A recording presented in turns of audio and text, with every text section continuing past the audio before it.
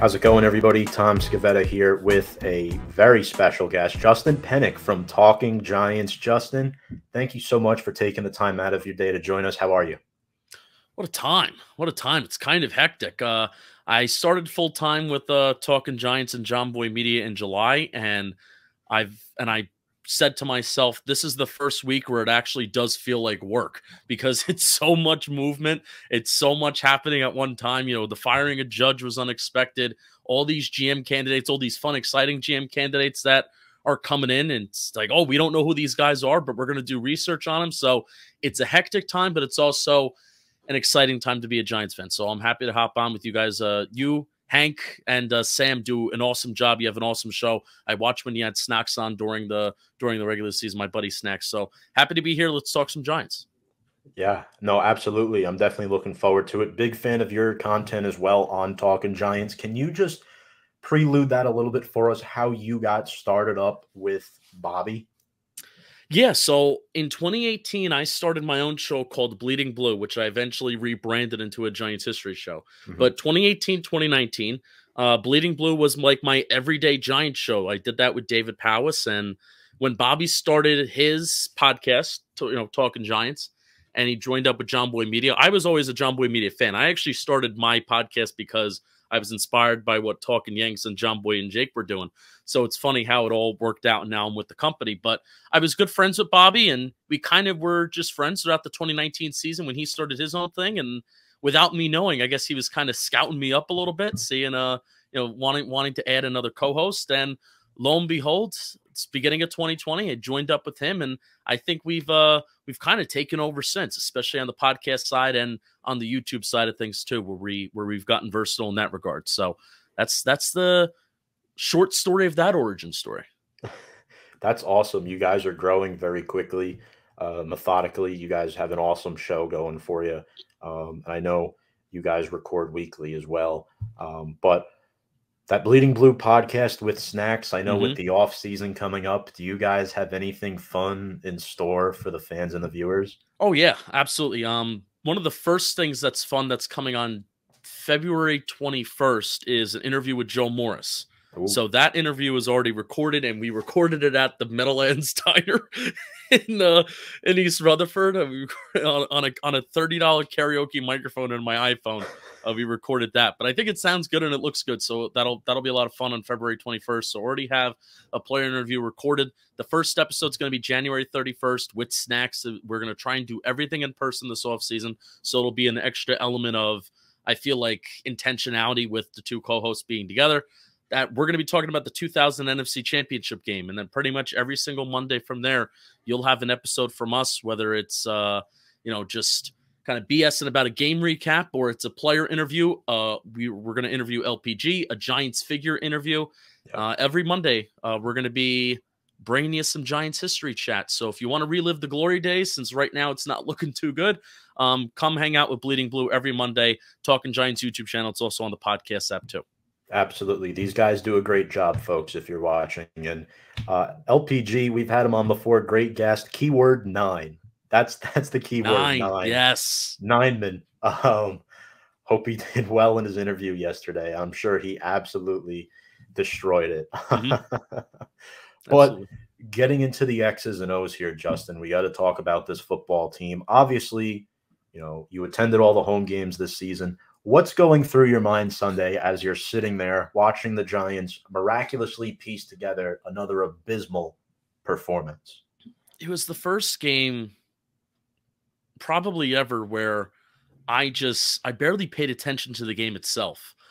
Partially because I knew that I didn't have to record a game recap after the game, but also just knowing how insignificant it was. And when the Giants line up for that QB sneak, now if I'm home and I'm watching it with some friends, maybe I have a different reaction, but I'm just sitting there with my arm around the empty seat that's next to me because we all could spread out. There was nobody there. My arm's around the empty seat. I'm leaning back and I see that QB sneak happen, and I'm like, all right, well, whatever. It's like we know the bad play calls are going to come. We know the punts are going to come on a 4th and short. We know the field goals are going to come on the 4th and short. It's just, all right, well, when is it going to happen? And The emotion behind it was, I feel, early in the season, then even in 2020 as well, if you were frustrated with this offense. And now this year, I feel a lot of us were just numb to it. And that's what that kind of that week 18 game was, where it's like, well, what is this guy doing? But was anybody shocked? Was any, talk of Joe Judge and the offense, what are they doing? But is anybody shocked? No. So really it's just a kind of a state of just laissez-faire of just whatever's going to happen is going to happen. And, unexpected that Judge was fired. And that's why I also didn't get too emotional about it, because I said, all right, this guy's going to be here and hopefully we just get a new offense coordinator. But now there's a little bit new of a fresh breath of air that they did wipe the slate clean. So excited about that. And I'll be very transparent. I'm a pro Joe Judge guy. I'm not gonna defend the QB sneak call. I think, did Joe Judge deserve to be fired? In my opinion, no. But do I support the decision and respect the decision? Absolutely. I feel like a lot of people, the media hated this guy the second he walked in the door. He got a lot of hate, and NFL, not for long, right? I mean, that's how it stands. And Joe Judge, I think, tried to be that disciplinarian guy. And when you're not winning games, right, that doesn't work long term. It only works when you're winning games, especially in this modern day NFL. So I guess, Justin, I wanted to get your thoughts on the Joe Judge firing. Did he deserve more time, or was this the right decision to clean house? Yeah, two things can be true at the same time. One, Joe Judge got a very, very raw deal. A very, very raw deal. And that comes from Dave Gettleman still being here and being attached to Dave Gettleman and the mistakes that were made in 2018 and 2019, which the Giants admitted, by the way. John Mara, at the start of 2020, when they hired Joe Judge, they said, we made some miscalculations in 2018 and 2019, but we're going to keep this guy around anyway. And then we're going to pair him with the head coach who we're going to hold over the flame for 2 years, So he does get a raw deal. And also we do have it confirmed that Jason Garrett was forced upon him. Especially, I don't necessarily have a problem with John Mara recommending to Joe Judge that, hey, Jason Garrett, offensive coordinator, I like this guy, you should look into him. I do have a problem with, it has been kind of confirmed, we have our own backdoor, but then also Jason La Canfora confirmed that Joe Judge wanted Jason Garrett gone January of last year. So at the beginning of last offseason. And the fact that they didn't pull the trigger then, I think that automatically also set Joe Judge up for failure. Because you have this scenario where if Jason Garrett's fired at the beginning of last offseason, Joe Judge can bring in his own coordinator, which we've seen typically when Joe Judge brings in his own people that they have success. It works. You saw Gouge, Guglielmo, the offensive line coach last year after Colombo, which was not a Judge tie. You saw Andrew Thomas turn it around. Rob Sale this year, he kept somehow that offensive line kept somewhat afloat, even though they were really bad, somewhat afloat, despite, a really, really bad talent and really bad talent around them. And Andrew Thomas got better, obviously.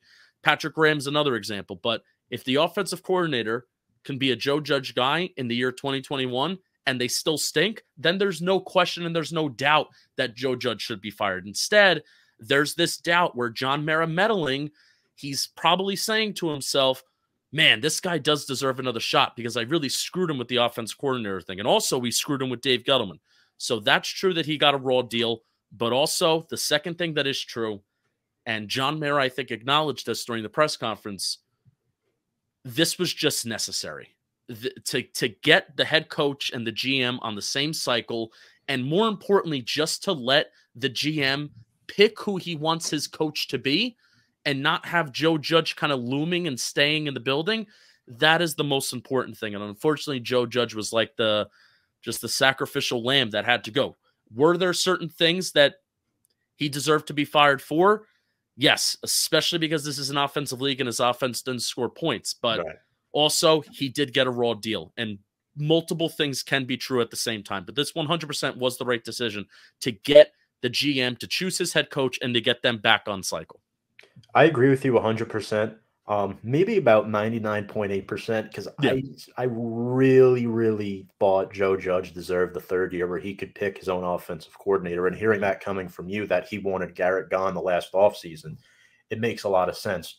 But I think I'm a very patient guy. I'd rather set myself up for success for a decade down the line rather than win right now. I think a lot of the new school Giants fans want to win right this very second, right? Obviously, I want to win every game. I never want to tank, but it is nice to have draft picks number 5 and 7. And with that, that's a lot of leverage John Mara could use in addition with this new GM that comes in to pick his own head coach and have those 2 top draft picks. Yep. I think it gives Giants fans a lot of promise heading into 2022 because it's kind of like a fresh start that was needed. Unfortunately, Joe Judge, was just part of the victim. I do think, though, that he does deserve another head coaching job in the future. Absolutely.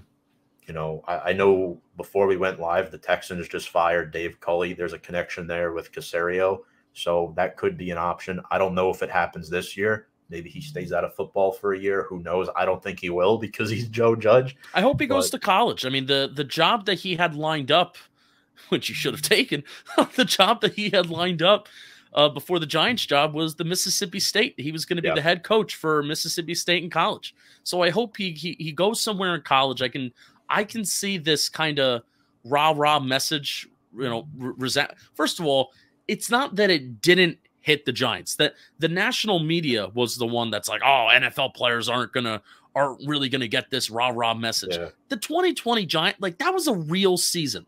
That was real hype, and that was real promise that we thought that this team has. I don't want to diminish that and don't want to act like that wasn't the case. And that's why Joe Judge, out of all these head coaches that we've had since Coughlin, Joe Judge is my favorite. Even though Shermer did have a better offense, Joe Judge is 100% my favorite, and I will remember him the most fondly since Tom Coughlin. So I really am rooting for him. Really hope he goes down to college, and that message can probably resonate a little bit better with them. But it's not that it didn't work in the NFL. It's just that, like you said to start, when you're not winning games, nothing's going to work. So right. Yeah, and not to double down here on Joe Judge, but do you think he could have done anything differently to save his job? I know you talked about he was given a raw deal. Is there anything that you think he should have done differently down the stretch? Because it seems like he was going to stay until these last 6 games took place. They didn't know how to operate without Daniel Jones. They weren't operating that great with Daniel Jones to begin with. Right. But without him, they were just a deer in the headlights. And it's so unfortunate because I think if Daniel Jones is here and we saw more of that Eagles game where, they did score all the points in the world. Didn't they? They might have had a defensive touchdown in that game too. But they forced a couple turnovers in that Eagles game regardless. And there was yards after the catch. And that was the one game that Daniel Jones got in the Freddie Kitchens play calling era or part of, this season, 2022. And you saw yards after the catch was the main thing for Freddie Kitchens, and that was not a thing under Jason Garrett. It was literally bottom of the barrel, bottom of the league. And Freddie Kitchens was more aggressive, even with Jake Fromm and Mike Glennon, just from a schematic standpoint of calling more deep concepts. Doesn't mean that they were throwing the ball more, but the thinking is if you call those deep concepts, you run those underneath routes, it maybe can open up things underneath because you're pulling the safeties out of the box. But really, they just didn't know how to operate without Daniel Jones. And I think that was, one of the straws that broke the camel's back is just so many uncompetitive games. There's a difference between losing games like we were and then what this last quarter of the season was, where it's just every game we're wondering, not that if we're going to be in the football game, we're wondering, are the Giants even going to score one offensive touchdown? That was a question. Are the Giants going to score one offensive touchdown in this game? And flip a coin, you were right some games, you were wrong, you were wrong other games. So when you're at that point, I don't care what quarterback you have, that's bad. That's bad. And it's a reflection on players. It's a reflection on, lack of QB talent without Daniel Jones. But it is also a reflection on coaching, unfortunately. Yeah, and Daniel Jones is a guy that I've supported ever since he's been drafted. Do I like where they picked him? But you know what?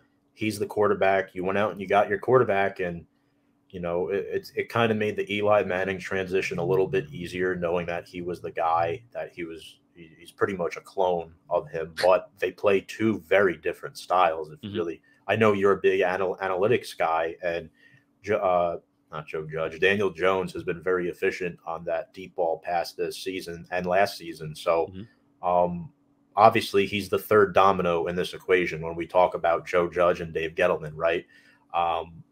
He's the last one standing. I'm prepared for the Giants to move on from him at some point, but I still want him to be the guy. I still think he has potential to be the guy. Am I as confident as I was a few weeks ago? No. For me, it's not his play. For me, it's his injuries, right? Because your best ability is your availability, and he hasn't been available. He hasn't had one season where he started all 16 games. So Hank wanted me to ask you this question. Does he still have a shot to be the savior, or are his days numbered, do you think?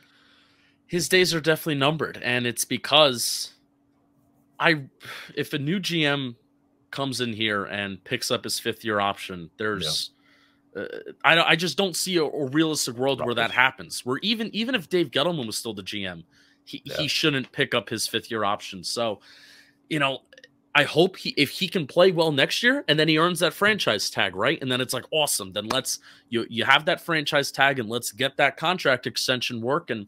But like you said, it's every single year he misses games, and they're vital games too. It's not just like in the beginning part of the season. It's his rookie year. He missed it towards the latter part of the year where it's a growth period, right? 2020, there were a couple weeks, think of that Eagle game at home. Think of that Cincinnati Bengal game on the road after the bye, which that was the game that he did get hurt in 2020. There was a span of a couple weeks where the Giants' offense was starting to look kind of average, not good. They were starting to look average. And I'm doing my, my analytics talk and all the numbers, and I'm looking at it and I'm comparing it to the rest of the league. I'm like, the Giants are average right now. And then boom, he gets hurt, and it stunts the growth that he can make in that offense. And then he comes back and he can't move and he can't run, and that's a part of his game. And then this year, like, we said with Freddie Kitchens, Jason Garrett's fired. Boom, he gets hurt the second game, or, the first game where Freddie Kitchens is calling the plays, and then he doesn't get an opportunity to grow in that kind of offense, and we can see what he does. So, comes down to you haven't won games, team doesn't score points, and you're not on the field. It's just really a shame that Daniel Jones has had to starve in this, super old offense that's older than my 1950 style kitchen in the background. He's also gotten a raw deal. We talked about Joe Judge getting a raw deal. Daniel Jones, the offensive line actually. So I think there's some fantasy football people that do this data about help. There's a composite score, a cumulative score that you can measure help, how a quarterback gets help. And you can look at it through rushing EPA, pass block win rate, run block win rate, and all these other things that aren't necessarily quarterback centered. Rushing DVOA is one of them. And I think Daniel Jones was the second in this category that got the least amount of help in the National Football League. And I think Matt Ryan might have been number one getting the least amount of help. So again, that is also a reality where Daniel Jones you saw what Daniel Jones was finally able to do with a stable left tackle in Andrew Thomas for the first part of the season. And even national media people were saying towards the first 4 weeks of the season, Daniel Jones is kind of good. He was PFF's number one quarterback for a graded quarterback for the first quarter of the season too. But then Thomas goes down, and just even when he comes back, it's just the play really kind of stabilized and it flatlined. And that was the main issue for him this season. And the offense was bound to fail due to injuries at key positions. You lost Shane Lemieux, and you lost your guy, Nick Gates, who you guys interviewed. That really sucked. And then you were left with two incompetent linemen on the right side of the line that stayed healthy the entire season, Will Hernandez and Nate Solder. Hernandez can't even pick up a stunt. But one thing you're a big analytics guy.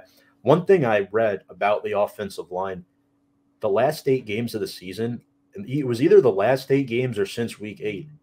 Billy Price had a 98.2 pass block win rate, or pass block efficiency number. Yeah. I was like, oh my God, this guy just saved his career. We should definitely bring him back as a backup next year for depth. Because when he first came, I hated him. I'm like, he's my least favorite player on the team. But he started to grow on me. And it's really sad, Justin. He became the second best offensive lineman. That's a giant true. And that really still doesn't doesn't say a whole lot. But yeah, Billy Price is definitely worth, especially because being that former first rounder, there's talent probably somewhere in there. Yep. And considering the other linemen that were on the team, he's athletic, he is somewhat strong. So keeping him around as center depth, I absolutely have no problem with that. But whether it is Nick Gates, and that's kind of like a hope and price situation, but you want to know what? Because I'm Nick Gates biased, he is going to come back stronger than ever, and he is going to be here. But still, the Giants should be looking for. You really have to think at least three new linemen. But if the Giants are in a world, let's just say Linderbaum's not on the table, right? Which maybe we can get to him. Yeah. Let's just say Linderbaum's not on the table. Then somebody from this year's line is going to have to come back and start. And I would almost rather that be the center spot where he can get kind of help. And, there's not nose tackles aren't always lining right on top of that center spot. I'd almost rather it be that center guy. As long as he can get the calls down, then I'll survive with it for a year. But let's get the rest of the line right if I have to sacrifice one spot. Here's one guy that really intrigues me. He's a free agent, and I think he could be a good starter for us. Mark Lewinsky from the Colts. I think you can get him on a bargain because I think we need one stopgap lineman, and I think that could come at the guard position because you don't need great guards to succeed in the National Football League. You need good tackles and a good center, right? The guard position, you can kind of live, all right, well, I think Mark Lewinsky, if he comes in and solidifies that right guard spot, you can have Gates and Lemieux compete for the left guard position or center, whatever you want to do there. And then you could draft Linderbaum. And I don't know if you think Evan Neal is a pipe dream at this point, if he slides to 5, but maybe that's the next question. But I know we wanted to dive into Linderbaum as well. I mean, where is your head at? Like, are both of those players options at 5 and 7? I'm going to tie in GM here too, because that's how good I am. Linderbaum is an option if Adam Peters is the GM of the Giants. And here's why.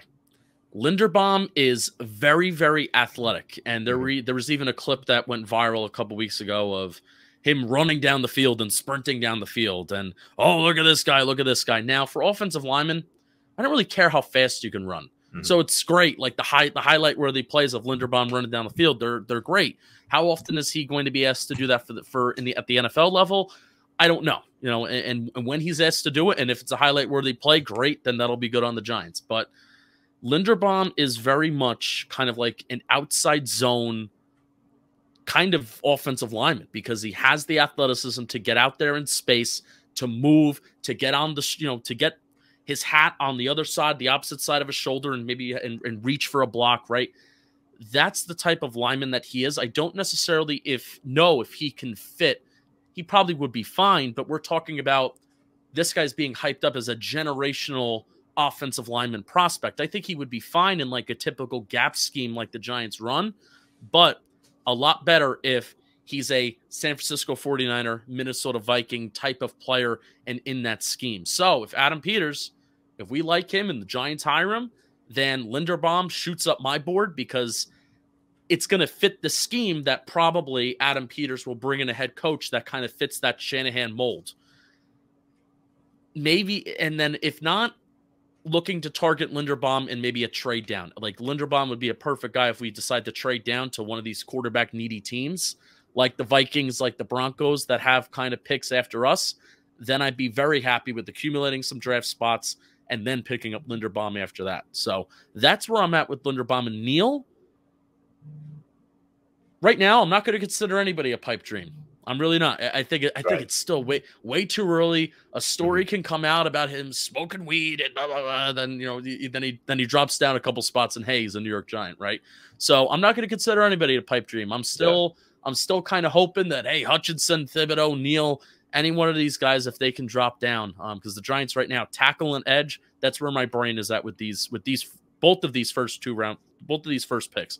Get me a tackle and get me a premier edge. Since we've seen in the NFL, most of these top-tier edge rushers have been taken in the first round, and they've been kind of bona fide studs from the start. I think regardless of who the new GM is, you want to solidify both sides of the trenches, the O-line and the edge position. That's been the biggest issue on this team for the past decade, you could argue. Now, I know you've been scouting a lot of Senior Bowl guys. Is there anybody that pops your eye at the moment that you think would be a good fit with the Giants? I think offensively, we just spoke about Linderbaum. Defensively, we know they adjusted to the press man scheme this year under Patrick Graham, but we don't know if Graham's going to be retained or not. I kind of doubt he will be at this point, unfortunately. But what's your philosophy there? Well, in terms of what on defense, about what I'm looking for on defense? Yeah, exactly. Like I'm gonna be honest, I really loved Patrick Graham, man. Yeah. I really loved Patrick Graham, and the ability to not allow the big explosive play. And that was Patrick Graham's biggest strength. Is the run defense was, it was, I think it was much better in 2020, where 2021 it was really, really bad. But the ability, and that was Patrick Graham's strength. I believe the Giants were maybe 5th this year in the least amount of explosive pass plays allowed, and then last year they were 4th. And teams like the Tampa Bay Bucks, they're right up there with the Giants in 2020 with not allowing the explosive pass play. And that was a defense that was really, really good, and a defense that kind of drove them, to the Super Bowl, along with having Tom Brady, right? But I love that however you can get it done, not allowing the explosive pass play. It's done in different ways. Todd Bowles is blitzing a ton, and a guy like Vic Fangio and Patrick Graham evolved into this, and Brandon Staley does this too, the 2-high system. Yeah. Patrick Graham did a lot of 1-high stuff last year, but transforming that into cover 3. And this year, he still primarily ran that zone coverage, but transformed it into 2-high from having that single-high safety. So if we can get a Vic Fangio in here as a defense coordinator, depending on who we bring in as head coach, no matter who we bring in as head coach, they should be going after Vic Fangio, because he does have that 2-high scheme that prevents the big explosive pass play in the NFL, which is the biggest key. The key to stopping Patrick Mahomes when he was going through his struggles, what was everybody saying? Don't blitz him, let him hold on to the ball, and force him to check it down. And that's what the NFL is. The NFL now is, if you run a lot of plays on offense, the least likely you are to score. But if you can produce the big plays, you're more likely to put up points. And that's really what defense is. And if we can complete that with some edge rushers that can also get after the quarterback when the quarterbacks are holding on to that ball, when the secondary is going to work like they have the last couple of years, that'll really complete the defense. I think another position that was undervalued on the defense this year is the zero tech position, the defensive tackle position, because we lost Dalvin Tomlinson. You kept Austin Johnson, which was fine, but clear downgrade. And I think you're looking at players potentially like DeMarvin Leal, Jordan Davis out of Georgia. Jordan Davis, I would love to be a Giant, by the way. Yeah. I believe he kind of looks like Dalvin Tomlinson as well. But that was a big issue this season, right? We couldn't stop the run. And Dave Gettleman, who we're going to jump into now, undid what he did in the 2020 offseason, this past offseason, right? I thought the Giants should have tried their best to retain what they had, because if Kevin Abrams is dishing out salary cap money to sign guys like Kyle Rudolph, Mike Glennon, Devontae Booker, John Ross, etc., you could easily dish out money to keep Dalvin Tomlinson. At least that's how I feel. I would have preferred to do that and then let the free agents come to us, get higher bargain deals with free agents like what we did with Logan Ryan in 2020. And Gettleman, for some reason, refused to do that this offseason. The first day of free agency, you're going to prioritize Devontae Booker for a 2-year, $6 million deal. It just it didn't really make sense to me. And I think that wasn't his biggest downfall as GM. For me, what really rubbed me the wrong way was I never liked Odell. Never did. Extending him and then trading him away. You just blew. I understand you had to do it, but you just blew up a bunch of money. And I get it. The return that we got in the trade was good in Jabril Peppers, and of course the Vernon for Kevin Zeitler exchange was good. Love Kevin Zeitler, by the way. That's another guy the Giants should have tried to keep this offseason, but instead we kept Nate Solder, which at the time it made sense because you were saving as much money as you would. Nate Solder made sense as a swing tackle, not as the starter. Yes. This is factual, but that, I mean, I don't know if that's my biggest flaw. There were so many flaws. Like I can't really pinpoint one, right? Yeah, I mean, especially just the Kyle Rudolph, man. That's like, dude, you just flushed $10 million this offseason down the drain. Yeah. And so we were talking about the run defense, and we were talking about Dalvin. Yeah. I don't necessarily think the problem was not getting Dalvin. I think it's just who they chose to replace him with. True. Danny Shelton. There was a period of time where he was on the field towards the beginning part of the season, then he got hurt for a few weeks. Yep. So we had a nice little sample size of splits when Danny Shelton was on the field versus Danny Shelton off the field. When Danny Shelton was on the field, and this was during the season, during the middle of the season, haven't updated this fully towards the end of the season. During the season, the Giants were allowing like 5.5, maybe 6 yards per attempt when Danny Shelton was on the field. When he was off the field, they were allowing 3.7 yards per attempt. That is a drastic difference. That is a difference between you're getting a first down every 2 plays versus, you're an inefficient running game at 3.7 yards per carry, because you typically want your running backs averaging 4 yards or more. So when he was off the field, it was 3.7 yards per carry. So that, I think, was the main problem, that Danny Shelton was just such a bad football player. And that was a signing at the time. Like, this is really good value. This is really good value. He's a better player than Austin Johnson, but he's actually being paid less. No, Austin Johnson was clearly a better player. But it's a matter of who they chose to replace Dalvin with.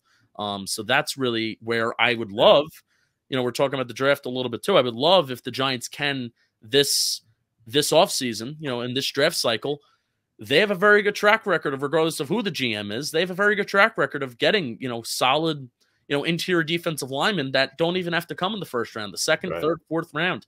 All these guys over the years that have been Giants for 4 years, and then we decide not to extend them, like Linval Joseph, Jonathan Hankins, Dalvin Tomlinson, et cetera, Cofield, and dating back to Cornelius Griffin, right, coming off his rookie deal. They didn't retain him either, so he went to Washington. But yeah, that's a great point. The defensive tackles, they don't stay. They really don't stay. But we are D-tackle you. That's what Snacks calls Snacks calls the Giants. We're D-tackle you, baby. Very undervalued position once their contracts are up. But Justin, let's talk about the GM candidates. Obviously, the Giants, they interviewed Joe Schoen, they interviewed Adrian Wilson, Quentin Harris, and then a couple of Titans executives are coming up tomorrow. I guess who's your front runner right now? Is there anybody in mind as far as who the next GM should be? There's 3 main front runners. I think now, obviously, there's some other really good candidates, but I think there's the 3 that are just most qualified are Joe Schoen, Adam Peters, and then Joe Ortiz from the Baltimore Ravens. I think Joe Schoen's going to get it. I do, and this is another. I gave you a little source game with talking about Jason Garrett and Joe Judge a little earlier, so I'll give you a little source game again. The Giants and Joe Schoen, they've been talking for a couple months. They've been talking for a couple months now, and they've been on each other's radar for a little bit. So did have his interview, and there have been reports. Connor has came out and said that he really impressed during the interview. So I do think that he's going to be it, and I also do think that generally he is the most qualified. He's held an assistant general manager spot with the Bills since 2017. Adam Peters has held his assistant GM spot for 1 year, and then Joe Ortiz is his job. I think he has gotten into free agency a little bit, but he's a director of player personnel, but mainly it's about scouting. And I think, as we learned from Dave Gettleman, there's more to being a general manager than just scouting, right? There's more to it, because we called Dave Gettleman, his first couple years, he's a good scout, but nothing else. Is the free agency classes haven't been good. He hasn't been able to trade down, all of these things. And Joe Schoen, at least from what I've heard, what I've seen from his direct quotes that he's given to some Buffalo media, which they did a hell of a job getting some information out on him. But I think Joe Schoen's just the most qualified in terms of running a process. Adam Peters is exciting because of the players that he's picked, and he's young, he's innovative, he directly talks about using analytics. I think that's exciting, but I think in terms of, we want a guy that's going to run an operation that even includes maybe getting some of these lifers out of this building that we're really looking to get out. I think Joe Schoen would be the best candidate to do that. Yeah, I still think you have guys in the building like Chris Pettit, Tim McDonald, clear problems, right? Yeah, I mean, especially Chris Pettit. I mean, if you're, depending on how you feel about the Barkley pick, and also that process, the process of picking Barkley too. Chris Pettit was infatuated by Saquon Barkley. Now, it's fine to be infatuated with the prospect, right? It's fine to be in love with the prospect, but considering, you have to consider value. You have to consider the value of what you're going to get out of a certain draft pick in a certain draft spot. And certainly, no matter where you are on the Barkley pick, 4 years in, that value just hasn't been what that number 2 overall pick should have been at that point. He was the one that was really, really in love with him, and really, I think, kind of drove that. Yeah, I wanted Quentin Nelson, little Notre Dame bias because I am a Notre Dame fan. So that's who I wanted, and I think that would have been the correct pick. I don't know at number 2 or if you trade back, but this guy is arguably the best lineman in the NFL, right? So I think that really could have swung things in a different direction for Dave Gettleman, who had some bright moments, right? Gettleman was good in moments, but overall, 19-46, his methods were outdated. Right, and that's why I think Schoen can come in here. This is all prediction. I think it's easier to project and look at and analyze possible head coaching candidates, especially if they've been head coaches before, especially if they have a play calling resume that's attached to them. Right. GMs, it's kind of like we're shooting in the dark and we're going off of what other people say and how these guys talk in clips and how these guys talk in moments. And you're looking at these draft classes and you're being like, oh, well, he, a guy like the guy from Kansas City who's Ryan Poles for example. Ryan Poles, who started with he was the assistant director of player personnel from 2008 to 2020. Ryan Poles was the director of college scouting in 2017. Well, 2017 they took Patrick Mahomes. Was that Poles? Was that Andy Reid? Who knows? You're kind of just guessing, but you do have to give him some credit, I guess. So it's a big guessing game, but overall, I'm going to say it again.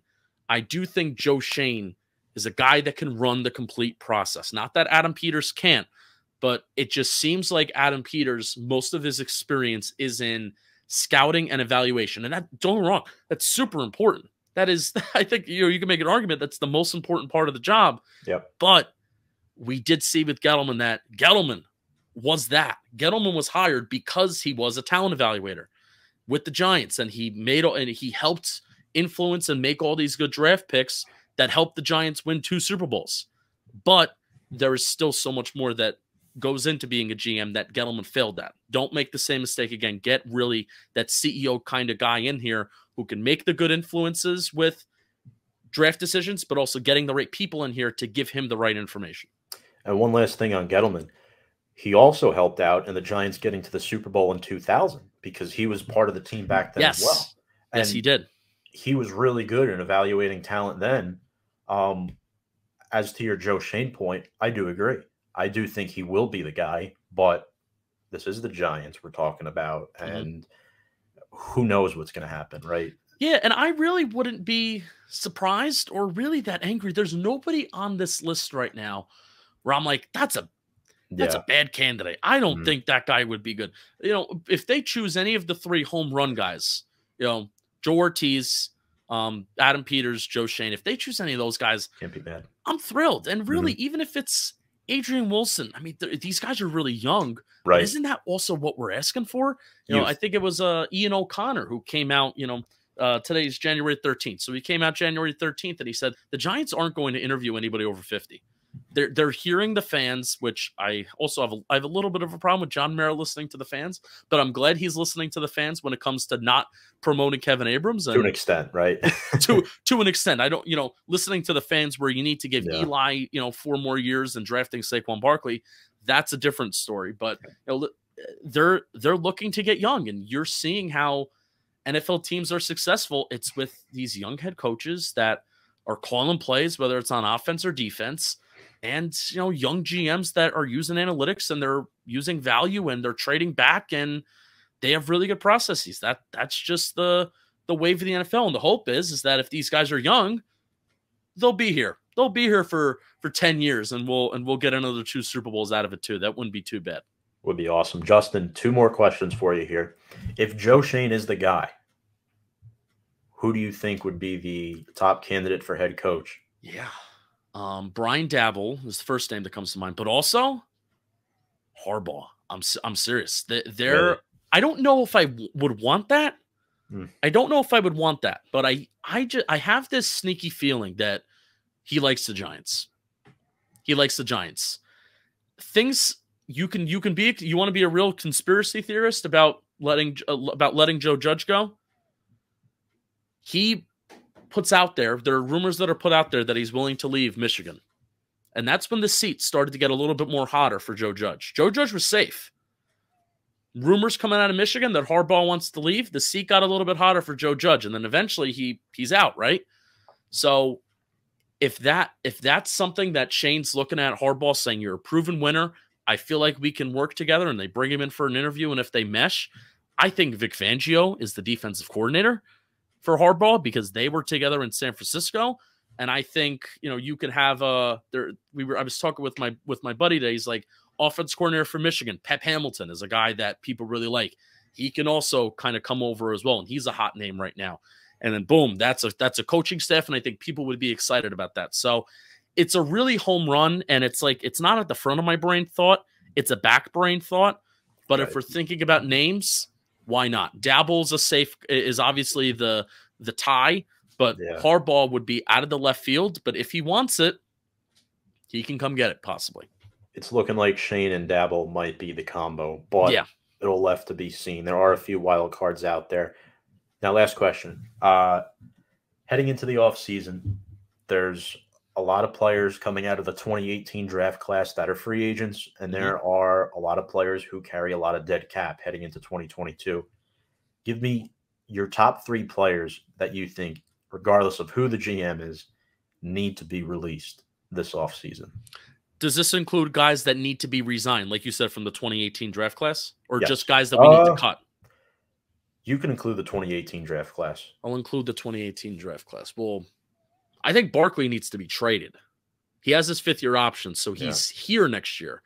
But how funny would it be? I'll say funny. It's not fun because Saquon Barkley not succeeding is not a fun topic, right? Right. But how funny would it be if Joe Schoen comes in here, calls up his old pal Brandon Beane of the Buffalo Bills, who need a playmaker, like Saquon, and then Saquon Barkley is traded to the Bills for.